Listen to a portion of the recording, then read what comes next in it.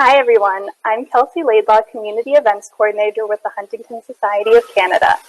I'm really pleased today to introduce to you somebody much loved by the HD community, Jim Pollard. Although Jimmy's family is not touched directly by HD, he has been there for scores of people over many years as they walk their HD roads in care homes, hospitals, and other residential settings. He's very interested in examining how the challenges in thinking that HD brings about influence our day-to-day interactions and what we can do to accommodate them in our families. He tries to make his talks practical and relevant for everybody. Today, he'll be discussing easy but difficult accommodation in cognitive care. Jimmy has a master's degree in special education and has taught at the graduate level for many years. He has also worked as a classroom teacher and a licensed nursing home administrator. He now travels extensively speaking on care-related topics for the CHDI Foundation. And now, please join me in welcoming Jimmy.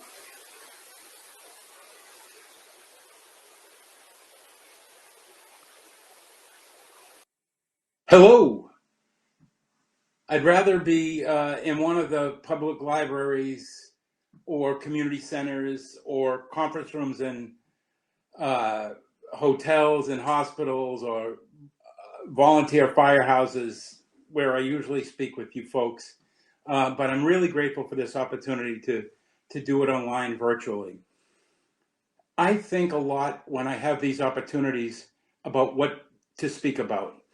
And I ask myself, what can I speak about that will have the broadest range of application or usefulness or helpfulness to people within the extended HD family? I know some people have HD, walk their own roads, and others, most of you, are around them, supporting them as people that you love. So I want my stuff to be relevant to as many people as possible. Over the years, I've kind of whittled down, but I'm going to get rid of that whittle thing, and because it's maple season, and say I've boiled it down to talking about how HD challenges people's thinking. And it's the cognitive challenges, but I just like to strike the word cognitive, and instead of saying cognitive challenges, just simply say the challenges in thinking. Now, you can't fix the challenges in thinking, but you can accommodate them. So I talk about, most often, ways to accommodate the challenges your loved ones are thinking. And hopefully, the more that you can accommodate them, it will take, hopefully, at least a little bit, some of the bumps out of their HD road, maybe straighten the turns a little or fill in a pothole here and there to just make their road a little bit easier and make your road a little bit easier. When I talk about the accommodations, it's really a series of tips. If you've been there to speaking with me before, you probably recognize them. I'm not going to, simply put, they are go slower, slow down, wait, one thing at a time, and hurry. Now, I'm not going to go into them because, again, I have many times with you all, but I just want to say a few words about each one of those four, very brief. First one is slower. Slower, not slow, just slower. Slow down, essentially. The people who are living with HD have fewer neurons firing efficiently, and it takes them a bit longer to process information. You often see this manifested in delays asking a question or pauses as they speak and organize their thoughts. Some of you may recall, I've often done a thing in many provinces where we have people write their name, which typically they would do at around 180 letters per minute, signing their name. And then we bring it down to 6 letters a minute and have them write their name for a couple minutes and then ask them, how did that feel? And people will say it was exhausting. It was tiring. I wanted it to end. I got confused. I forgot how to spell my name, all that kind of stuff. The point is, doing anything that's slower, also that you once did fluently, has feelings. Now, I'm not talking about the psychological feelings of loss or grief or fear. I'm talking about just visceral feelings of, oh, it feels lousy and fatiguing to do anything slower. So there are visceral feelings to these things that we need to be aware of. So that's slower. Wait. Give folks time to respond when you ask them a question. Don't set their ticker back. Now, kind of the essential example of don't set your ticker back is aimed at people like me. I know I'm not alone. When you ask somebody who is living with the challenges thinking a question. So if you ask them something as simple as, what's your daughter's name? If you could just zip it and say, what's your daughter's name? They would take a moment and say, Marianne. But they live in worlds with people like me. I know I'm not alone. And what happens is I say, what's your daughter's name? How many kids you got? Do I know her? How old is she? And if I could zip it, all he wants to do is get to Marianne. That's setting the ticker back where people have to reorganize, reestablish their thought process. It gets really, really annoying. And if you're having a conversation, it complicates the conversation for them. Simply put, that's wait. One thing at a time. People with HD, not everybody, not their entire HD road, but most of them will have a problem with multitasking, doing more than one thing at a time at some point, some stretch along their road. When you have multiple things going on, you become, fighting these challenges, you become more prone to distraction because of that slower thinking.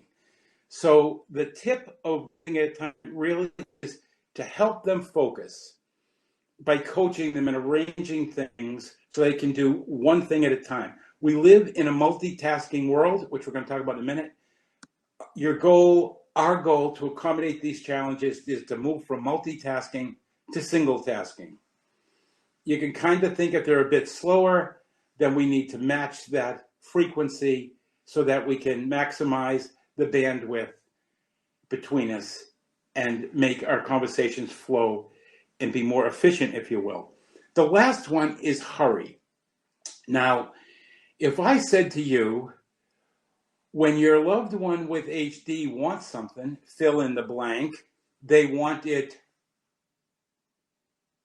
and I can hear a chorus of people saying through the screen here, now, they want it now. Then there's one little voice I can hear saying, how about yesterday?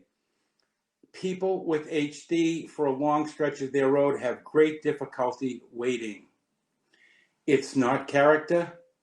It's not personality. It's not a personality trait of being impatient. It's a neural thing. It's because of changes in the brain. Now, this one, of the four of them, this one gets the most objections, as it should, because people will say, wait a minute, I've got a roast in the oven, I've got the kids running around, I got to get to work, the phone's ringing, and you want me to drop everything I'm doing? Or they've just got to understand, I've got other things to do. Of course, within reason, if you can, hurry. So those are the four, and sometimes we take them together. We take a hurry up, and a wait, and we get hurry up and wait.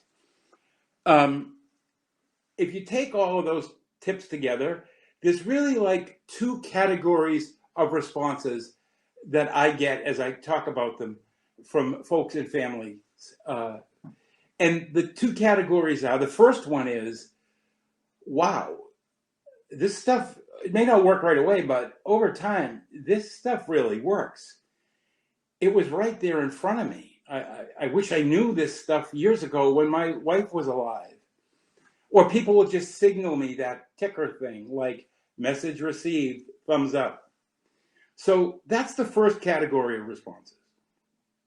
The second category, though, is, yeah, but this is really hard to do. It's wicked, as we say in Boston. It's wicked difficult.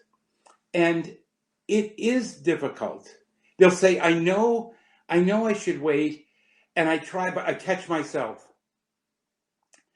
And of course it's hard. I try my best, but I'm just have so much difficulty with it. Of course it's hard. It's hard because we are not wired that way. We don't come wired that way. And those two categories of, yeah, this really active, as it is with everybody else in your family, except maybe the one who's facing the cognitive challenges. The nature of these things, wait, slow, it's really simple, but they're so difficult to do. Of course they're difficult to do. As I said, we don't come wired that way. We don't come wired to go slow. We don't come wired to wait. Every other interaction that we have had in our adult lives, from childhood to teen years to our adulthood, all the conversations that we've had with people, whether it's in your family, whether it's in your work life, your neighbors, it's all high-paced, back and forth. Enter HD and your loved one with cognitive challenges, and now the tip is slow down and wait. And immediately you're, I live in a world where it's high-paced, and our cultures are high-paced. Our cultures are multitasking. And in strolls HD and me giving these tips, one thing at a time, in a multitasking world. It's not easy because we don't come wired that way. Also, like I said before, if you take one of them, hurry up, and add wait. So I want you to hurry up because they have difficulty waiting, and I want you to wait for them to respond. And people will say, wait a minute, let me get this straight. You want me to hurry up and wait both at the same time? That is absurd. And it is absurd. It is absurd. In fact, if you've been in the military, you know that phrase, hurry up and wait, represents everything that's crazy about the system in life sometimes. And what does it feel like? What does it feel like, that visceral feeling I talked about, to have to do hurry up and wait? Day in, day out for decades. There's the little guy going, ah, ah. Now, it's just not you who are walking your loved one's HD road as they face their challenges. It's all for those of you who are walking the roads yourselves. The reaction to living, the visceral feeling with these things is the same thing. Ah! Although your might be, what's taken so long?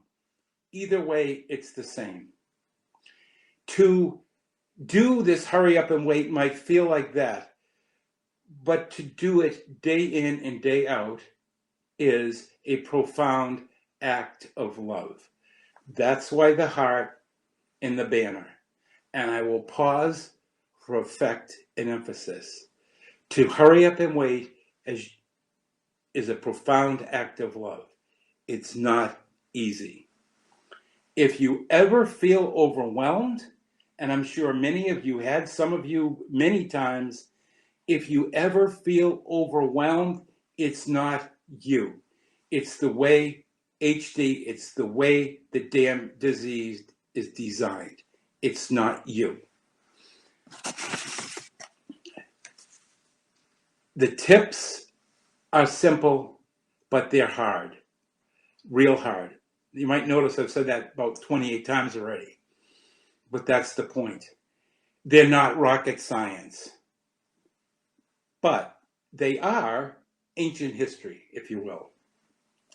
People have been struggling with this notion of having to do something slow and fast at the same time to be effective. This contradiction at the same time. I just want you to give me 2 minutes to go over 4 references in ancient history about this kind of contradiction and people struggling with it. Number 1, you won't recognize this guy here. I'm waiting on the screen. That is, you know him by name, that's Aesop of Aesop's Fables. He was around about 500 years before Christ, and he told us the fable, the story of the tortoise and the hare. Tortoise, slow, hare, fast. Moral of the story, slow but steady wins the race. In this case, the race is to effectively accommodate the challenges, the cognitive challenges your loved ones face with HD. Second example goes back to the Roman Empire, and I'll show you these coins. On the left is the emperor then, Caesar Augustus. So this is roughly the time of Christ. And Caesar Augustus talked about the same notion, although his hurry up was to unleash his legions to conquer Europe and the then world, and how they had to move fast. The armies had to move fast, but at the same time, it took a lot of slow, thoughtful organization, planning, attention to detail. And he represented this in that logo on the other side of the coin, which is an anchor for slow and a dolphin for fast. So the notion of this goes back that far. The third example is a little bit after the time of Christ. All you have to do is look in the Old Testament and you see Ecclesiastes 9:11 says, the race is not to the swift. And the fourth example is going back to the Renaissance, to when Gutenberg invented the printing press around 1400. And the Renaissance, I don't know this history that well, but they began to print things, like Bibles, in fact. And back in Venice in those days, to be a printer was a very prestigious business. And now they would call them logos, but back then they had what they referred to as printer's marks. And there's one there, and it says Festina Lente, just like Caesar Augustus in Latin. And it was characterized by a tortoise or turtle with a sail on his back. The notion of having to do 2 things at once to be efficient. There was other printers' marks that showed the same notion from the same era. One of them was this. If you can change that slide, one of them was this. Here is Augustus's dolphin and anchor again, guy named Aldous. And the other one is I like this one the best, a crab, slower, and a butterfly, hurry, speed. So people have been thinking about this contradiction and having to live with it and do it for not a long time, but for hundreds of years, for millennia. And now, here you are in your homes, in your kitchens, if you live with HD on your job, and HD brings the same challenges that they faced, whether they were building empires or printing books. Now you bring it into your life, and it's the same conflict of hurry up and wait and accommodating the challenges and thinking of your loved ones. HD boils that down as you struggle with hurry up and wait. It touches you the right here and now, as you care, as you support your loved one, as you accommodate these changes, as I said. Point is, it's not you, as I said. It's been around, and it's been difficult for everybody for millennia. But still, you persist. If you look at the big picture of HD and how it touches people, what can we do to accommodate these challenges in thinking? Well, first, you have your partnerships with doctors, physicians, and all the medical folks that can help with medication, sometimes to varying degrees. And then you have rehab therapists, all kinds of therapists, and other therapies that can help in concrete ways. And then you have social services and counseling that offer an array of other kinds of support. And hopefully, even though it's a little disheartening these days with the news of the Roach trial, science will get it done, and we'll have an effective treatment or a cure that will kind of render this whole thing moot. But still, the challenges, even with the teams assembled around you, the challenges still remain in your homes to support your loved ones, to accommodate these challenges in thinking. And here right now, essentially, we have these tips. There aren't a lot of tools in our toolbox. But still, we carry on, you carry on, persistent, caring, loving your folks who are challenged, trying to accommodate their challenges in thinking. You all are a resilient lot. I know you've heard that before, but it's true. I carry on, my family not directly affected, in a different way. I still have my pot of sap on the stove, boiling it down, trying to get to syrup, but trying to boil it down, all that there is to do supportively, to the few essential tips, and to look at new ways to teach these tips and make the point of the importance of their value in accommodating these challenges. A few months back, I was a guest on a virtual support group, and there was a guy on there, roughly my age, whose wife was well along her HD road. She used a wheelchair, and she had a kind of a flat facial expression. She was articulate, but didn't say much. And in the pandemic, he and his wife would look forward to seeing their grandkids when, with social distancing and everything, they had to do driveway visits.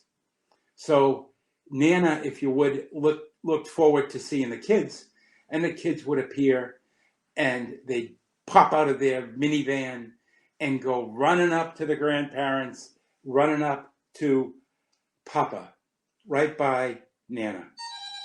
And he knew that she anticipated seeing them even more than he did, and he knew it hurt her. And he struggled with that. One of the visits, he said he got behind her wheelchair. Kind of, that strategy was, to get to me, they're going to have to go through Nana. But, that really didn't work either. So he basically asked the question, they're only 5 and 6, and there was another little one running around, three. How do I get them to understand? I had no answer. Nobody else in the group was very helpful. We, as a group, weren't very helpful to him. But it haunted me, maybe because I'm a grandpa myself. I'm a papa. And it haunted me. And I began to think about, how do you teach these essential tips of accommodating cognitive challenges? How can you teach them to kids? So I have a son, Patrick, who's an artist, who's a elementary school art teacher. So he and I wrote recently a children's picture book that tells the story of Keira and her Nana. And it takes some of these accommodations, the tips of slow, wait, one at a time, and some of the physical features, and it builds them into a story. Now, it's aimed at kids who can't read yet, pre-readers. So it's written to be read to them and to teach them these things. And I'm going to read it to you. It takes about 8 minutes because I think it makes the point. So, finding Nana's smile. Young children may hesitate to approach and engage loved ones whose medical conditions mask expressions of love and happiness. A flat facial appearance hides a warm smile. Slow responses diminish expressions of affection and joy. Without a welcoming smile and a big hug, Keira suspects that Nana doesn't love her, but she and her cousins discover that Nana enjoys playing with them. She does love them. She just shows it differently now. Mum named all the aunts, uncles, cousins they were about to see at Nana and Papa's cookout. Keira stared out the window. Mum, I don't think...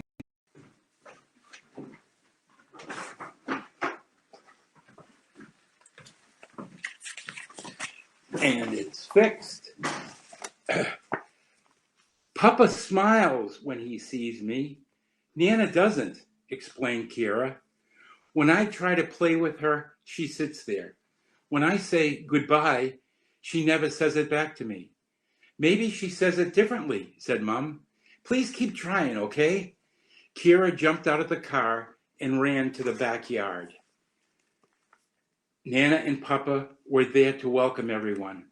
Papa hugged Mum and lifted Keira up. How's my little helper, he asked. I'm great, she giggled. Mum hugged Nana and said, Isn't Keira getting big? Nana didn't answer. Papa put Keira down. Hi, Nana, Keira said as she hugged her. Nana didn't squeeze back. Keira let go. Nana gazed at her. Keira smiled and turned to Papa. Can I get a helper over here? Papa shouted. Keira waved to him. I'm a good helper. Can I help, Papa? You're always a good helper. Come over here. We've got corn to shuck and lots of it.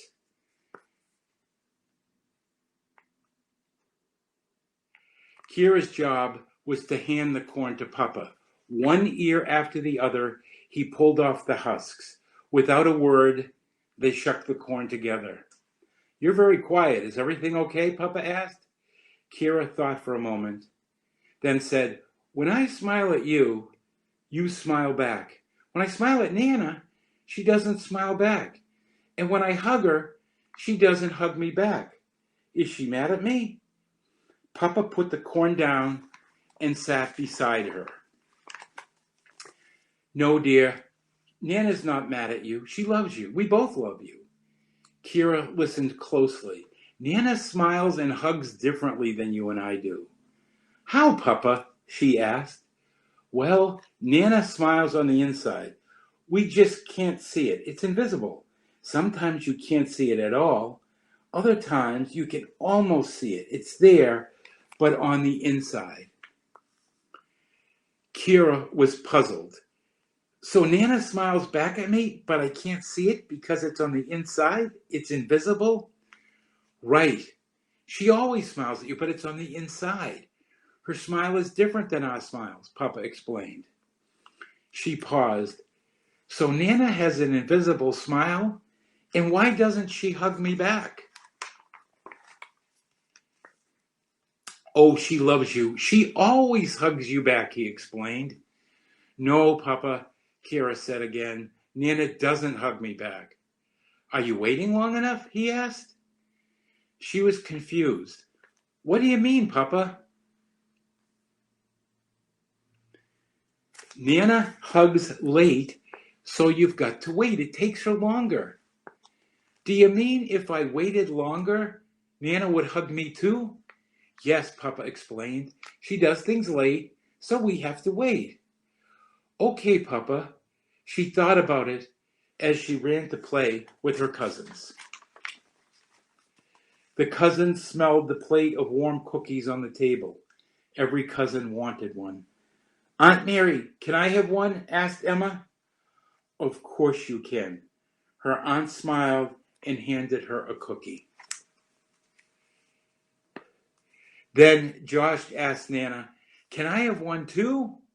Nana looked at Josh. He asked again, "Nana, can I have a cookie, please?" Nana stared at Josh. Keira watched them both. Nana sat still. Disappointed, Josh walked away. He wanted a cookie too. Now it was Kira's turn. She smiled and said, "Hi, Nana." Nana looked at Keira, but said nothing. Keira paused. She remembered what Papa had told her. She looked deep into Nana's eyes. Papa was right. There it was, Nana's invisible smile on the inside. "Can I please have one?" asked Keira. Nana looked at Keira, but didn't move. Keira watched her. She wondered whether Nana would give her a cookie. She waited another moment. Nana took a cookie off the plate and handed it to her. "Thanks, Nana. Papa was right." She ran to find Josh. Josh saw Keira with the cookie. "Nana gave you a cookie? Why you and not me?" he asked. "Nana does things late, Josh. Papa told me. It takes her longer to do things, so we have to wait." "Even for a cookie?" "Yes, for everything. I tried it when I asked her for mine." "I thought she was mad at me." "She's not?" he asked. "No," she exclaimed. "We just have to wait longer." Josh thought about what she had told him. "Want to know something else?" she whispered. "Nana smiles different, too. She smiles on the inside. We can't see it. It's invisible." Josh was confused, too. "So Nana's got an invisible smile?" "Yes. It hides behind her face, and it takes her longer to do things. She does them late, so we have to wait." Surprised by what he had learned, Josh asked, "Do the cousins know this?" "Let's show them."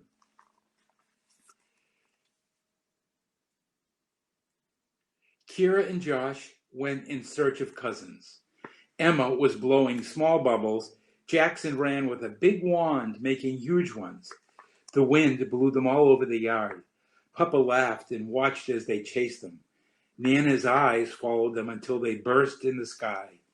Keira yelled, "Come with me. I have an idea." She ran to Nana and sat down next to her. Looking into her eyes, Keira said, "Hi, Nana." She waited. She watched her face until she saw her invisible smile. There it was, hiding inside. Nana sat with her hands in her lap. "Can we paint your nails, Nana?" Keira waited. Maybe she doesn't want her nails painted, she thought. She paused for another moment. "Never mind, let's go," said Emma. "She doesn't want us to paint her nails." "No," Keira told her. "It takes her longer. Her answers are late, so we have to wait." So they did. Nana lifted her left hand from her lap and reached to Emma. "Do you want flowers on them?" Emma asked. She waited. Nana gave her other hand to Keira. They waited some more. Nana nodded yes. Inside, they talked to Nana as they painted the nails on her right hand. Nana smiled secretly as the polish went on, and they drew the flowers. They did her left hand and told her all about their friends at school. While they dried, they told her all about their teachers. Jackson hollered, "Look at Nana!" Emma shouted, "She has a bubble on her nose." They all looked at Nana. Nana looked at the bubble with her eyes crossed. Everybody laughed at the funny face she was making with her eyes crossed. Nana was the only one not laughing. "Why isn't she laughing with us?" asked Jackson. "Is she mad?" "No, she laughs late, so we have to wait. Look now." Jackson looked back at Nana, and she was chuckling with all her grandchildren. When she moved her nose, the bubble popped. Everybody laughed again. And a few seconds later, she laughed too. Jackson turned to Keira. Right. Nana left late. I had to wait. Aunt Mary frowned. Can I get a bubble on my nose too? The cookout was over. It was time to go home. Everyone gathered around Nana, giving her hugs and saying goodbye. So, do you like your nails, Papa asked? It was quiet. They all looked into Nana's eyes until they found her invisible smile. It was very quiet. They had to wait because she answers late. So they did.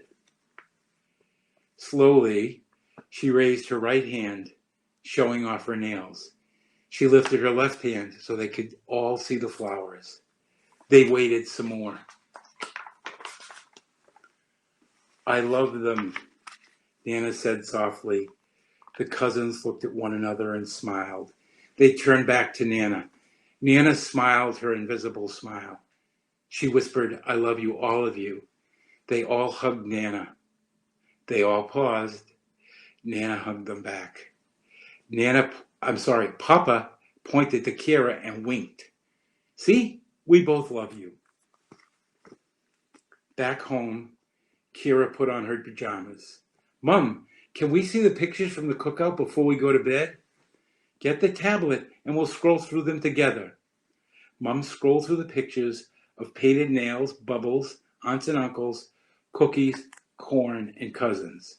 Look at this one, she said. Everybody's in it. Everybody's happy. We're all smiling, Keira said. Nana's smiling too. There's her invisible smile. And Aunt Mary finally got the bubble on her nose. That's finding Keira's smile. So that's Keira's application, use of those basic accommodations. Slow, wait, one at a time.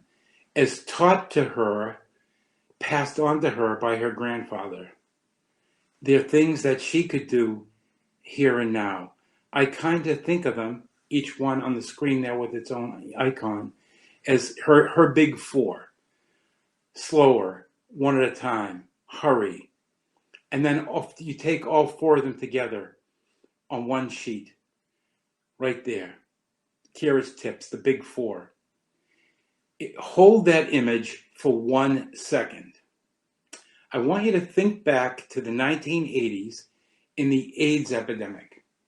The medical world knew all about universal precautions for bloodborne pathogens, but because of the AIDS epidemic, it became more public, and we all learned about it.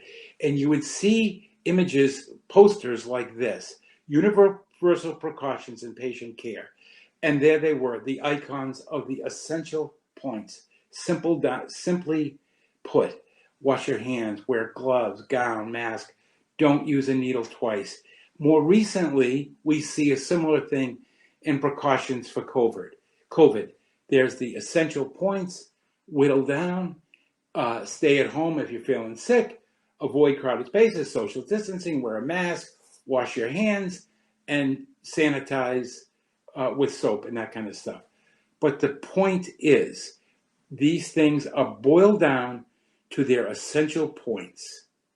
Boil down, off a slow heat, boil down to where it's ready to pour on your pancakes. So now back to those four tips of Keira.